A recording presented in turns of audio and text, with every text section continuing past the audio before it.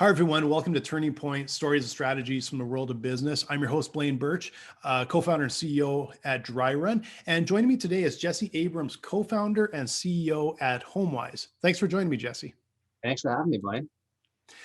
So we've actually known each other not that long, actually. Just we're both part of a program offered by Intuit, and so we've been diving into there and learning a lot and figuring out how we can accelerate the growth of our companies. We're of course in different sort of sectors, but it's been great to get to know everyone during that cohort. But before we get into Homewise, Jesse, would like to kind of head back into your beginnings in business. Where did you start, and where did your interest for business really come from? Yeah, I guess if we talk about my interest for business, it probably started from both my parents. They're both were business owners in their own right, small business owners, built their own careers. My dad was in marketing and advertising for years, and then he became a talent agent. My mom's also a talent agent. So my whole family is in the entertainment business, which I was a big sports person, so it wasn't as much of an interest to go into that world, but always just loved hearing about them building their business. And of course, the marketing side is what really interested me when I started my career. Ended up going to McGill University, did a commerce degree there. It's now 15 some odd years ago when I started there. So long in the past, but it was an interesting time in the marketplace. When I started university is when Facebook came out. So I sort of was part of that initial social media revolution, and I latched onto it. And it was something that I saw that was going to be the future. And that's what I wanted to be part of. So I did some internships in university, one at Maple Leaf Sports and Entertainment. I'm sorry if you have any Alberta fans on, but massive Leaf fan. And it was a great experience, but I also just focused on tech, and I focused on website, and it was just my passion. So from there, when I started my career, I worked at a company called Proximity, which is now back into being part of BBDO. BBDO is one of the biggest ad firms in the world. Proximity was their digital firm. And I got to work on a ton of really cool digital campaigns, websites, online games, all different things that really got me integrated into the digital space. Continually became a digital nerd, learned a ton, realized that there wasn't a lot of people doing it at this point back in 2009. So parlayed that and ended up heading at the digital marketing department at General Mills for 4 years. Again, loved the digital space. I was more of a, let's call it a digital evangelist more than anything else at that place, trying to help a company move into the next step because TV was just such a leader at that point. From there, ended up running my own agency. It was a data agency, where we would focus on data, creative, execution, and media. Had some really cool clients like Google and RBC. And that really started my journey into how I started Homewise. So that's, I guess, the early phase of my career right there. So let's talk a little bit about that transition from running a department at General Mills to taking that leap and starting a business, because like I'm sure there was a lot to that and a lot went into that. What was the key thing that made you say, okay, I've got a great job here, I've done a lot of cool stuff, now I'm actually just gonna leave and start something? Yeah. So when we were running the agency, I'll actually take a step back. I've always been someone who wanted to start my own business.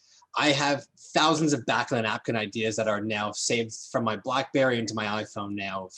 And every idea you could imagine, from an idea that was literally exactly like Tinder that I called Red Light, Green Light, to a website that was fully built based on recruiting. I've just always loved the world of creating.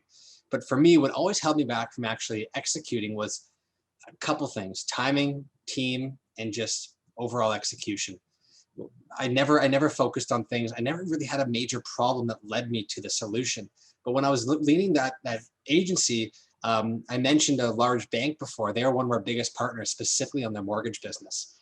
And without diving into the whole story, I learned a ton about how out of touch they were with that first-time homebuyer marketplace, how there was just no strong digital processes. And then when I bought my own home, I realized, well, there's got to be a better way. So while I was ready to take the dive, I probably took 6 months and did some back work. I found people that I used to work with in my career, and we just started to research things and said, okay, is this the risk that we're willing to take? Do we have the team to do this? Started to just galvanize some people within my network that I thought would be great to bring onto the team. Met my co-founder, Carlos, and just said, this is a big problem.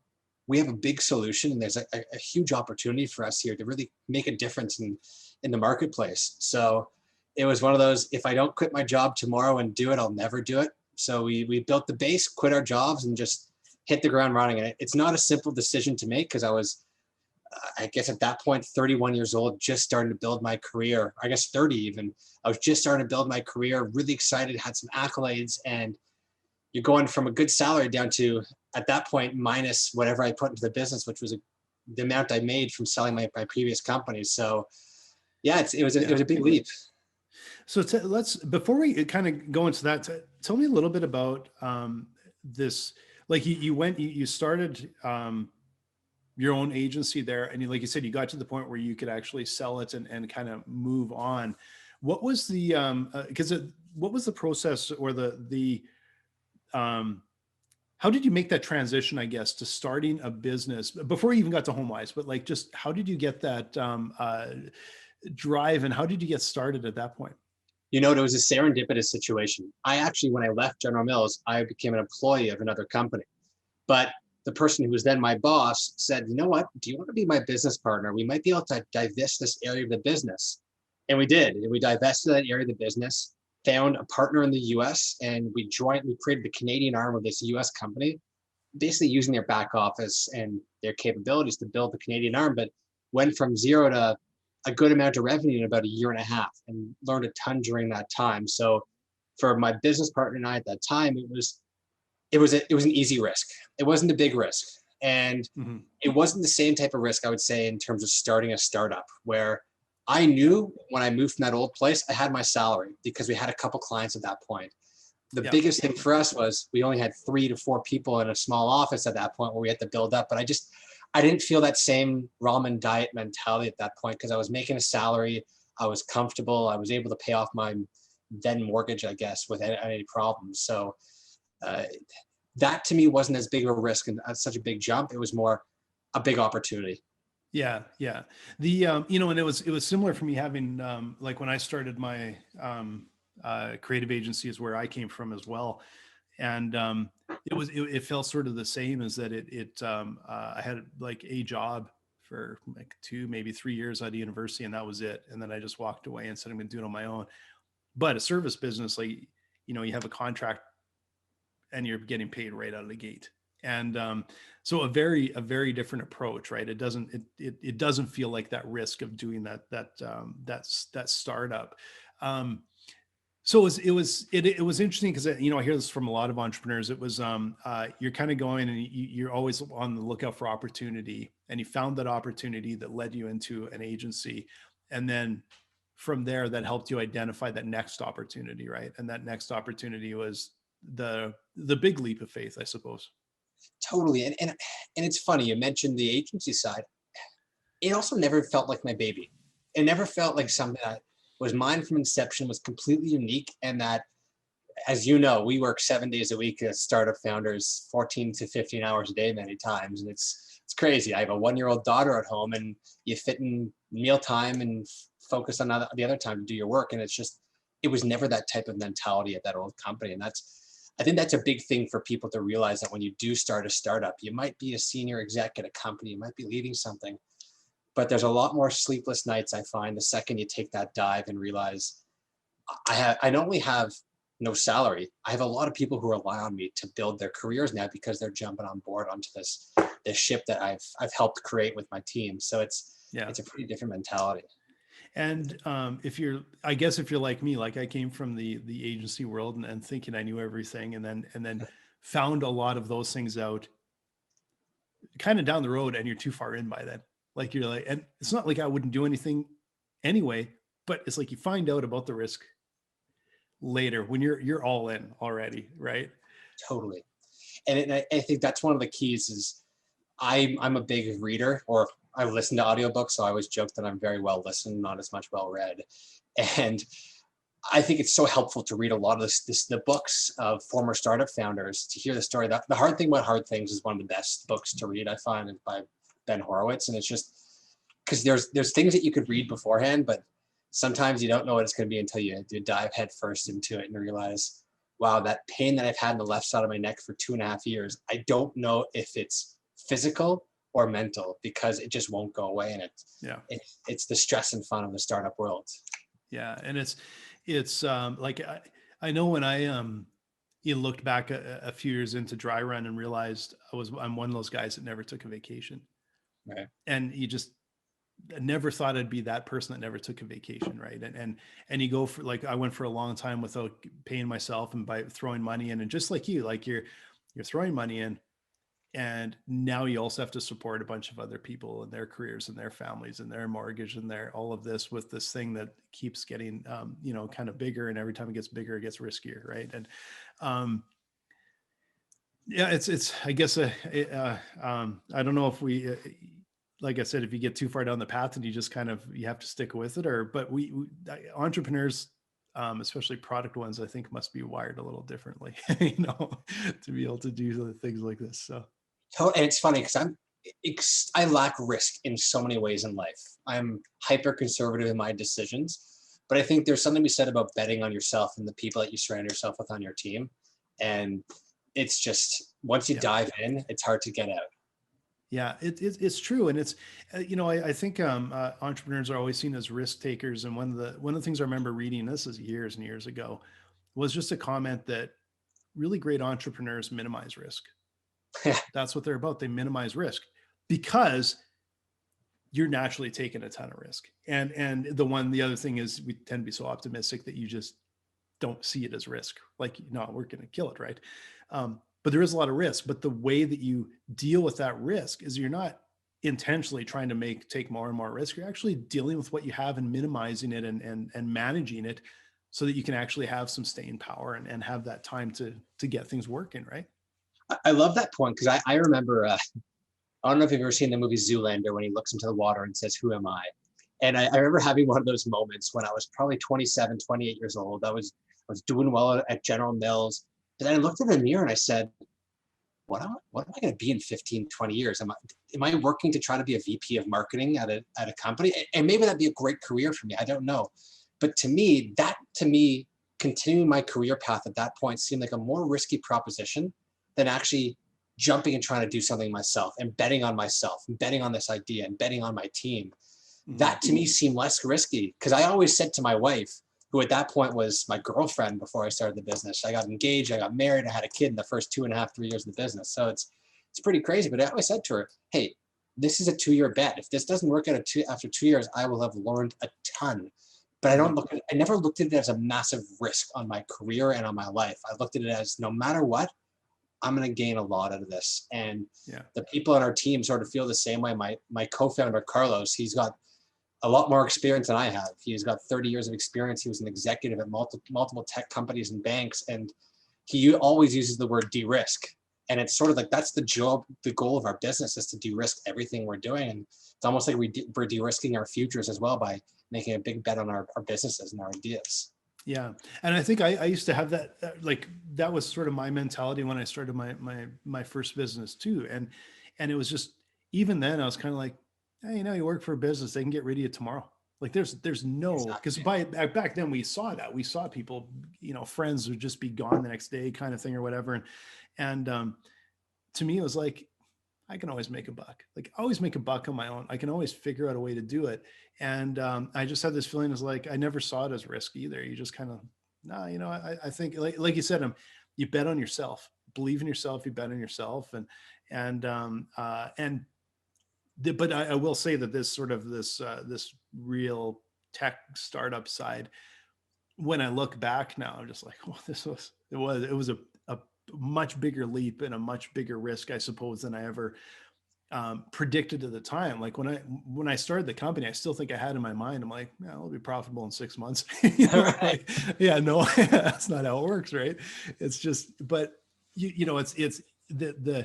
it's been years of the proverbial like learning by drinking from a fire hose. Like it's just so much you learn so fast. There's so much information. But it's amazing looking back at the experiences, how much I've learned. It seems like every few months, it's more than the entire time in my agency. It's so incredibly true too. And it's, there's something really interesting about the first couple of years of startup where you mentioned not breaking even, not making money. I was joking to the folks at Intuit, I have Mint, and it consistently shows me on a weekly basis, you've spent no money this week. I'm like, yeah, I haven't, because I have to put it back into the business or whatever it might be. So it teaches you a lot about your lifestyle. It teaches you a lot about your tolerance for different things. But also, to your point, I had no idea what what the accounting purposes for determining salaries for members of my team was going to be. I had no idea that commission was different from bonus. That just wasn't part of my career path. And that's like a minute area of the business. Then you talk about fundraising, networking, all these different things, just getting into that circle of business ownership. It's a massive journey of just learning. And that's why you see so many second time founders, third time founders continually have more and more success with every business they start. So yeah, it's pretty cool. Is you can and of course we have just amazing advisors and mentors and that for for myself, for our team and that. And it's they can tell you all kinds of stuff. They can share all kinds of stuff, and it's so helpful and it moves you forward. But until you experience it yourself, you know it, but you don't understand it. And once you understand it, you can prioritize. You can, because you hear all these different things, and one of the trickiest parts is, okay, I hear all this. What is the most important? Or like, there's two options here. Which way do you go? After you've kind of experienced things and been through the grinder a little bit, it's easier to make those decisions. Yeah, one thing I always say to people that I notice is it's the weirdest thing about being a startup founder is when we have an amazing day where something great happens, you know what I think about at the end of that? What's going to turn this great thing bad? And it's a really interesting thought, because you have the best day ever, but what's going through your head is what could go wrong here. And that's a lot of the role of a CEO at a company, is you have to look at what the problems could be. You have to find the solutions to those problems. And that's I think one of the coolest things about starting a company is those roller coaster rides you go on of saying, this is an ultimate high, but what do we have to do to make sure that this high continues for this, rather than dropping right off the edge? Yeah. I think one of the things that I've always really tried to do is whenever you get those like a real problem or real low, just kind of, you can't get it too low. You just like, well, it's just part of the battle. And when you get a really good high or a good win, same thing. It's like, it's on to the next thing. And I will admit that at times I've been very bad at sort of celebrating those small wins, and I'm trying to get better at celebrating those small wins, because they're hard. Like, it's such a hard journey, right? But there's a certain, you just have to be so pragmatic to be an entrepreneur, where you just, you can't really in a way get too high or too low. You just kind of got to keep going, take the next step, learn from it, take that next step, learn from it, and just rinse and repeat over and over again for years. Yeah. A piece of advice I give to everyone is find a group of other startup founders. I'm part of this. I have a lot of friends who are luckily founders, but there's also groups like Founder City Project that I'm part of, which is amazing, where once a month you meet with a bunch of founders and just talk about what's going on. And what I always find is so interesting is a lot of the problems that you're having, that you think we're the only business that's having this problem, this is why we're not going to be successful, or this is why we're going to be successful, a lot of other people are having those same problems. And the stuff that might be getting you down the dumps and making you feel horrible, other people are going through that. And it's part of the motions. And it's so important to have that network to talk to, because it also makes you feel like you're not alone, because you often sometimes feel like you're alone there. So I always love speaking to startup founders like yourself, because you share ideas. You're like, oh, I'm going through the same thing. How have you solved that? Or if not, let's talk it out together. And it's just, it's a really interesting high tide rises all ships mentality. And it's so incredibly important, because publicly, founders and startups and that always have to be pitching. Basically, they always have to be positive. They always have to be growing. They always see, you hear the good stuff, you hear the good stuff, you hear the good stuff, and they can wear on you if you're not talking with people and find out everyone's got challenges, everyone's got these battles, and you can learn from other people, and it's just a fraternity of I'm sure that's all pretty much basically everyone that's listening to us today is most likely an entrepreneur that's going through some real challenges and battles, and some good, some bad. Right now during pandemic time here, it's for a lot of businesses more challenges than not. But it is a different world, and being the founder, it's a different level of stress than I think anybody else can kind of face, right? 100%. Yeah, it's pretty crazy. I wanted to dig into something a little bit here. Was you're talking about the long days and everything, and a little bit about that sort of work-life balance. Like, how do you Because I know, like, I've been guilty of that too. Like the, the no vacation. Then after years, when I finally took one, I realized, you know what, some of the smartest insights and ideas came right at the end of that week. Right. Like, how do you manage that work-life balance, and how are you heading to a direction where you can be in this for the long haul? Like, It's funny. I think there's different mentalities here. If you speak to my old roommate, whenever we talk about the business, I'm like, oh, when I want to move on to the next thing, I don't know if I'll work as many hours. He goes, Jesse, when you were working at General Mills, I'd get back home at 9 o'clock and you'd be working at 9 o'clock. So I think there's different types of people. There's some people who just, I enjoy working. I enjoy being active and doing stuff. But I'd also be lying if I didn't say that come 7 o'clock, I'm working on my couch watching a Leaf game while working. Like I'm a big sports nut. I don't miss Leaf games. I don't do it. Also, every day at 5 o'clock from 5 to 6, I take care of my daughter before I put her to bed. Every morning from 8 to 8:30 before I start work, I'm taking care of my daughter. So I think you also have to create those times when you're taking care of your life.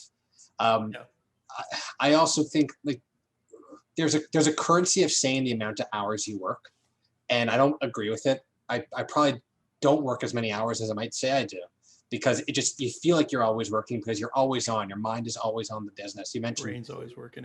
Yeah, you're on vacation and suddenly you're saying to Siri, set a reminder for 1 hour, this thing that's on your mind, because you don't want to forget about it. Like, that's my life. I jump out of the shower and I yell at Siri something that I thought about. So I think there's the idea of managing the amount you're working and the time you have, but also making sure you're not missing out on life. I love to golf. I golf almost every Sunday morning if I can with my father-in-law and brother-in-law. I love it. It's a great thing. It takes your mind off stuff. I spend time with friends when I can, when it's not COVID, obviously. You can't do it. But I think it's just, you have to look at it and say, is this something I have to do now? Is this really important to do? And I don't think there's any good startup founder and I say good, that's not good at managing their time properly.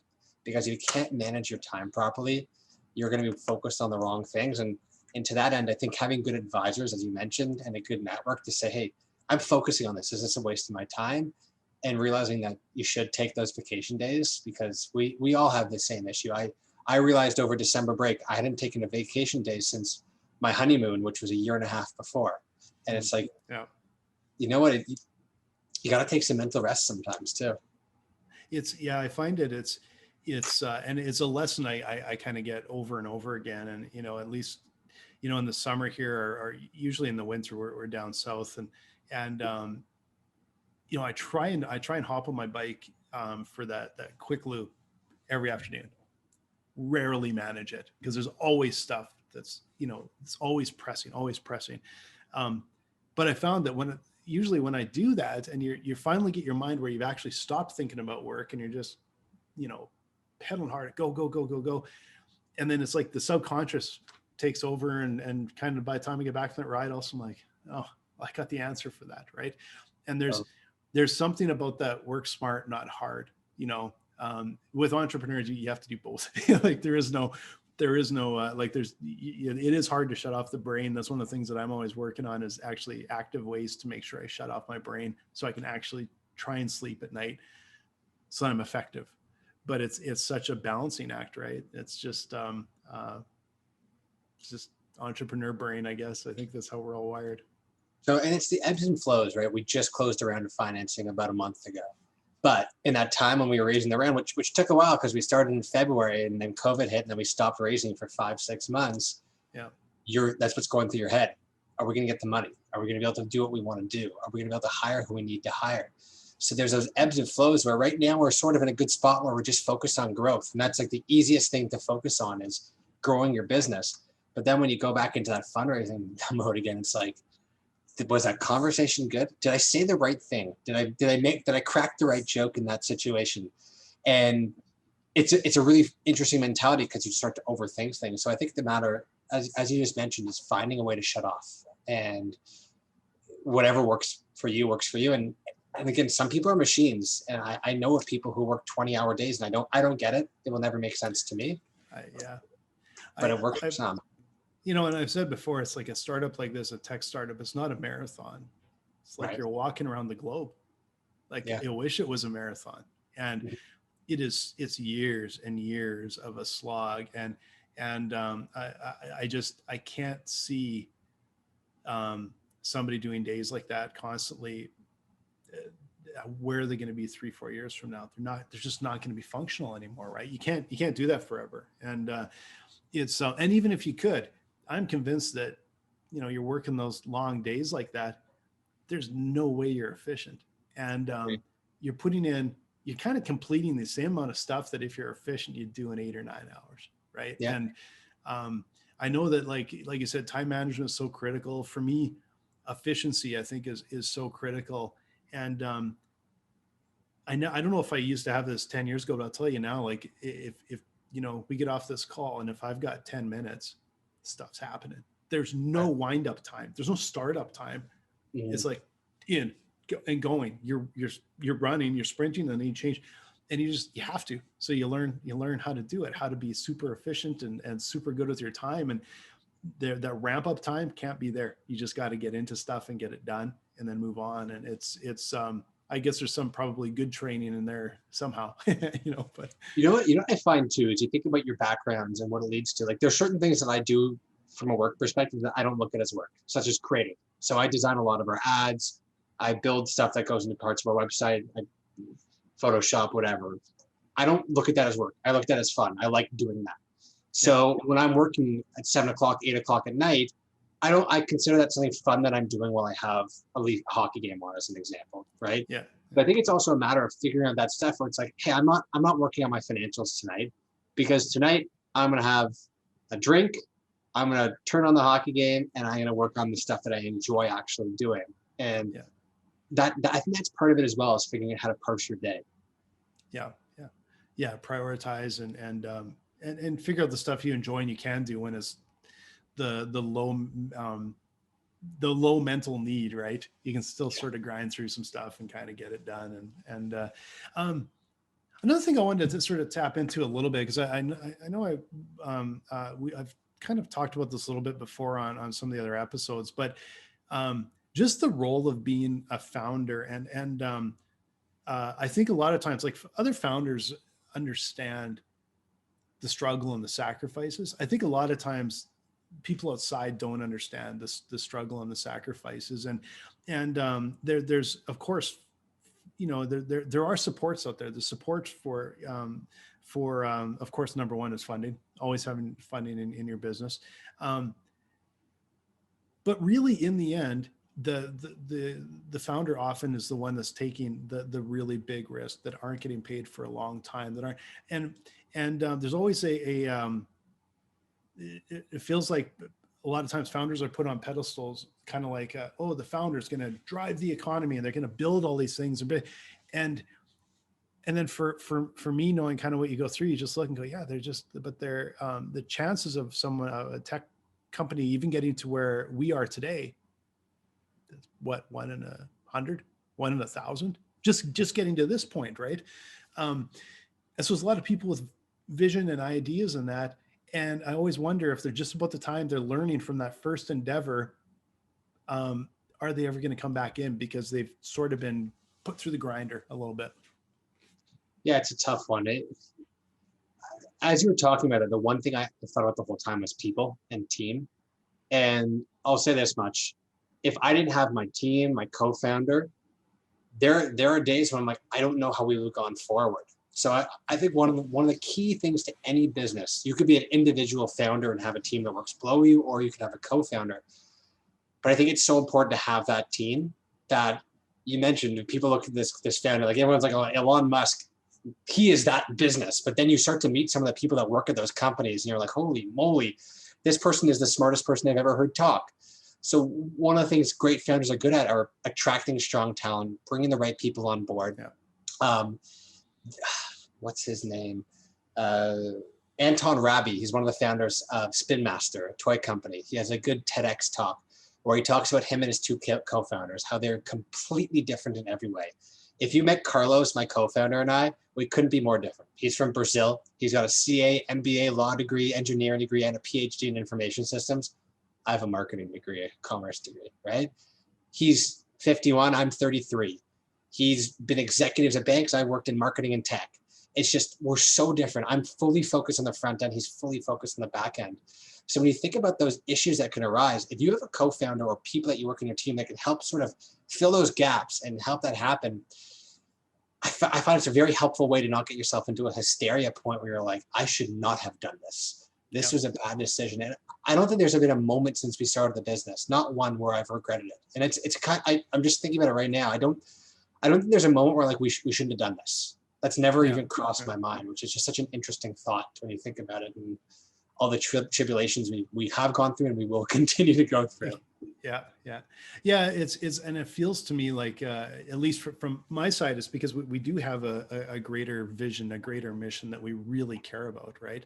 And I totally agree with you with team. Is you a small business like my agency, let alone a startup, you can't afford to have the wrong people. You just can't. Like a big organization can have a few that are kind of just coasting along or, whatever, but it has to be in such a small, high stakes world. Like culture fit has to be there and execution has to be there and everyone has to be that team member pulling the same direction. And it's so hard. But that's where success comes from. And so, I value team and like our team here more and more every day because we wouldn't be where we are without them. And every time we add another team member on, it's critical at this point. You get bigger and bigger, you have a little bit of wiggle room, but right now it's like, man, everyone has to execute. 100%. We just had to make a change in our business last week. And it was someone who I really liked or really enjoyed working with, but they weren't specifically the right person for this role. They'll be doing incredible at whatever the next place they go work at. But it's also, if you don't have the right fit, even if they're an incredible team player, you really like the person, you have to make decisions at your business. And I think it's one of the toughest things because every time you add a new person, you're like, oh, we're growing. This growth means good. But if you add the wrong people, they could be a wrong cultural fit, or if they just aren't executing on the specific role, because not everyone's meant for a job. Even if someone's in tech, as an example, and they're working at your company in tech, your tech might be different from what they did before, and they might not fit the culture, the speed, the type of tech you're working with. And so it's just, someone told me before I started the business, the most difficult thing you're gonna have to deal with is people. And I didn't realize that until we started the business, that there's nothing more difficult than people. And I don't mean people are tough and they're horrible, all that. It's everything that goes into working with a team, hiring a team, managing a team, building people up, promoting them, managing structures, hiring the right people at the right time, figuring out how to ensure you're building people's careers, building company culture. There's so many things that go into team that you don't think about, let alone people get sick. And there's all these things that go into it. It's just building your group of people. And I'm reading one of the Zappos books right now. And it's really, really cool. And culture is so important to them at their company. But he even mentioned they didn't have a company culture document until their 6th year of their business. And Zappos is like well known as one of the best culture businesses that it was out there in the early 2000s. And it's just, it's just so funny how you try to work out those things along the way. Yeah. It's behind closed doors, there's always, it can look so polished from the outside. There's always some struggles on the inside. And you just have to learn so much. And it's tricky because you can look at other founders, you can look at other businesses and you can learn from them, but every single business has its unique, its unique market, its unique product, its unique tech, it's unique. And you have to figure out where you can leverage other information and advice and where you have to be able to go and like, we actually know this better than anybody else and keep going where we're going. Right. And always a challenge. I did want to actually pop in a little bit on like Homewise itself, because you mentioned you had this, and maybe you can just talk a little bit more about that, where you identified the problem. And of course, this is the same thing with me. Like I lived the problem, so I know the problem, and it sounds like you did as well in this case. Yeah. So working with Canada's largest bank, they came to us and they said, you know what? In the mortgage space, we really understand boomers and Gen Xers, but the largest home buying demographic in Canada are first-time home buyers, generally millennials, and we just don't get them. So we did understand. We did a data study for them, and we uncovered two really important things. One, first-time homebuyers, they were never taught about mortgages in university and high school, so they don't understand the process. It's really confusing to them. And secondly, when banks talk to them in terms of rates, it makes them even more confused. Am I getting the right rate? What about the features? What are features? What does this even mean? So the idea was to have a 30-something guy wearing a cotton shirt and khaki pants giving mortgage advice in 1-minute videos. What's fixed versus variable? What's a HELOC? What's amortization versus term? All these different things. Well, 6 months later and one VP later, that guy was wearing a suit. Another 6 months later, a couple more VPs later, that guy was wearing a tie. And then another 6 months after that, they're like, you know what? What if he's more like Anderson Cooper? And then the campaign was eventually canceled. So classic bank, got a good look under the hood about how slow moving they are, how out of touch they are with first-time home buyers. But also, I got a really good look in terms of how their number one goal is often to make as much money off their clients as possible. So I was really jaded from the bank process. When I bought my home, which is where this is the original Homewise office. We once had 5 people here, but it's also my house. I knew I wasn't going to go to my bank. I was so jaded by the process. So I looked online and I found those rate aggregation websites that confuse the absolute heck out of me. I'm a big fan of the paradox of choice. There were so many choices. I applied to a bunch of lenders. They'd all call me saying, hey, this rate isn't for you, or this isn't for you. Actually, we said this, but it's actually that. And they weren't actually telling me anything. Then I got in touch with my realtor, who put me in touch with someone who knew a mortgage broker, had an hour-and-a-half phone call, then got sent a 4-page Microsoft Word document to print, fill out, scan, and send back. A ton of back and forth, had to meet this person in person. Then they finally told me who my lender was, and they just said, you're with this lender at 2.49%. And I'm like, well, why? Then I had to go drive out to Oakville, which was an hour away from my office at 11 o'clock. So I missed my whole morning to go sign some documents. I just never knew where I stood. I didn't know if I made the right decision. And it was just such a hectic and ridiculous process. And it was just the classic, there's got to be a better way moment. And that's where the initial idea came over. Like, there's the Wealth Simples of the world. There is the Sonnets of the world who are really simplifying financial processes. Why can't we do that for mortgages? And the idea we had was someone should be able to apply online to our site in 5 minutes, and then we search the market for them from a ton of different lenders and give them the best options specifically to their needs. And that's basically what we've created. You apply online in minutes. We have 30 banks and lenders, and then we use forms of machine learning to search the market and say, Blaine, you're different from Jesse because you're in this city, you have this job, you are this stage of your life, you've owned this property before, and you're refinancing versus Jesse, who might be X, Y, and Z things. So providing the best suggestions, but it doesn't just end there. We actually set them up with a personal advisor from our team, using a ton of tech along the way to take them all the way through from A to Z from there. Just really simplifying the process, automating a lot of the paperwork, making the process as transparent as possible.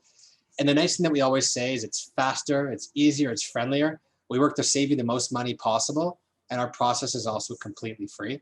So it's a pretty cool thing for us that we're helping people either actualize their home buying dreams, refinance their mortgage, get their next mortgage on their next home, whatever it might be. And all we're doing is helping people out. So it's been a really cool experience for us so far, that's for sure. And what I find kind of interesting is, like, you just had a really simple plan. This is what we're going to do. 5 minutes to get on. This is what happens. Being a founder in that, immediately my mind goes to the hardest, I'm guessing, because this is very different from anything I've done. I'm guessing the hardest part of that whole thing is the 30 banks. Like, everything in the front is super, you want it to be super simple. Yeah. To make it work, you have to have all of these partners. You know what? You're going to be so surprised. The banks was the easiest part of the process. Really? Nice. It's going to sound crazy to you. Luckily, I had a good team who had relationships already, which helped us get through the door to a lot of these places. And it sounds so crazy that would be the easiest part of the process. Honestly, before I launched the business, I have a friend who is the founder of a really big fintech company. You could guess the name, but it's the largest B2C fintech company in Canada. And he's like the nicest, humblest guy ever, and consistently gave me advice when I started the business. And one of them was, create a PDF of your application and send it out to some people before you even build any tech. And I said, well, why? He goes, you're going to learn so much because you have all these assumptions. And you think, to your point, getting the lenders is going to be more difficult, but it's not as easy to get someone to apply to a site they've never heard of online as you think. So create a PDF, send it to about 100 different people, and got a ton of advice back. Then we built the initial version of our website and started to realize, okay, this this seems to be working. People are applying here. But then it's like, okay, how do we lower our cost of an application? We're currently going to be launching a new version of our application in about 2 weeks. It's like I wouldn't say a revolution, more of an evolution of what it is, but a pretty big shift. It's faster, it's easier,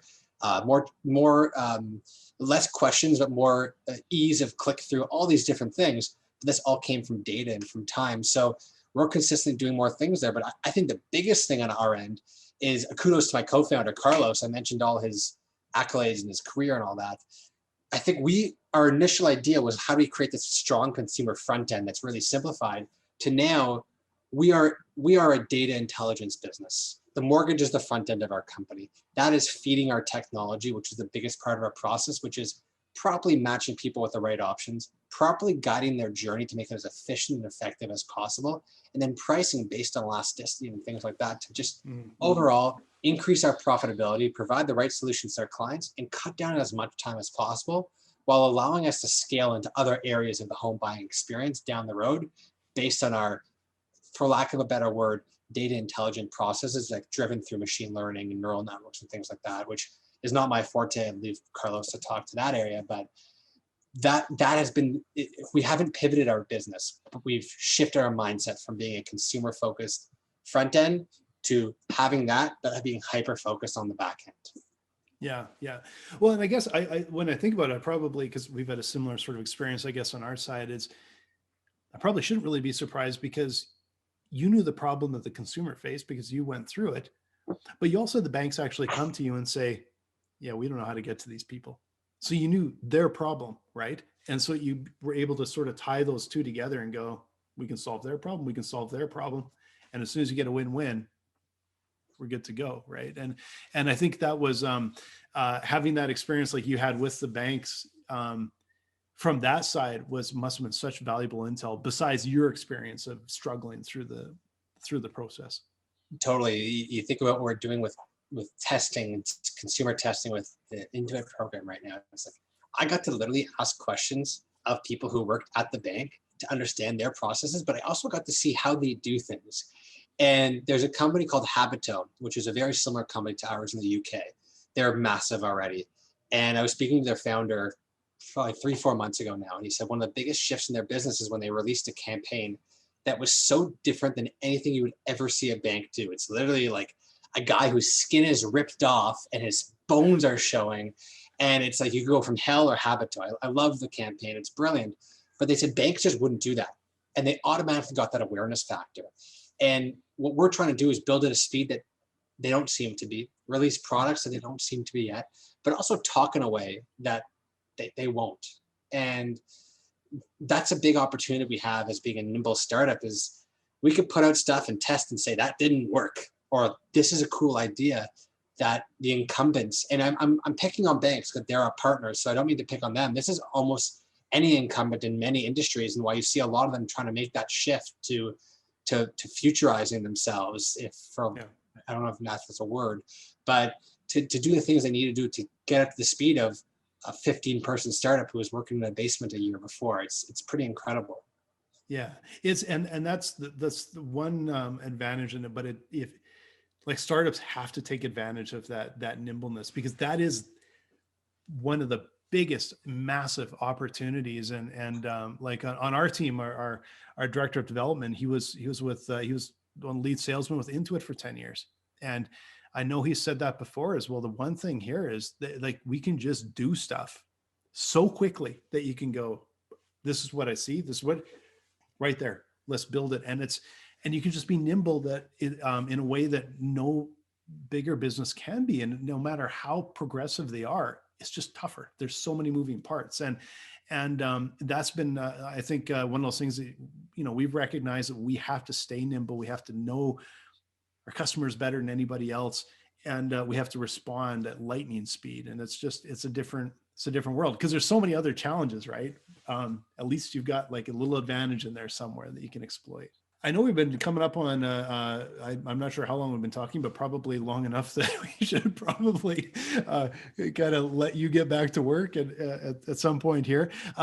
Where can people find you if they want to learn more about Homewise, or just even talk with you? Yeah, you can visit our site. It's thinkhomewise.com, ThinkHomewise.com. Still trying to buy that .com. Or you can just Google us, Homewise. We should hopefully be the first thing you see if you're in Canada. If you want to reach out to me, add me on LinkedIn, Jesse Abrams. Send me an email, jesse@thinkhomewise.com. Happy to chat. Overall, we're now across Canada. So if you are looking for a mortgage, I'd love to help you out. Save you money and a little bit of confusion and a lot of stress along the way. And other than that, we're just continually building our business. We're hiring for roles in tech right now. So for anyone who might be listening who's interested in a technology role, a startup, that's an area that we're really interested in right now. And yeah, just excited to continue to build our business in the coming year. That's terrific. Well, I've really enjoyed our conversation, Jesse, and I just want to mention to everybody again, if I'm co-founder CEO over here at Dryrun. If you're looking for a way to do financial modeling, deal with cash management, or even talk with one of our pro advisors partners to get some help with that, please come visit us at dryrun.com. Thanks so much, Jesse. I really enjoyed our conversation. Thank you, Blaine. Great speaking with you.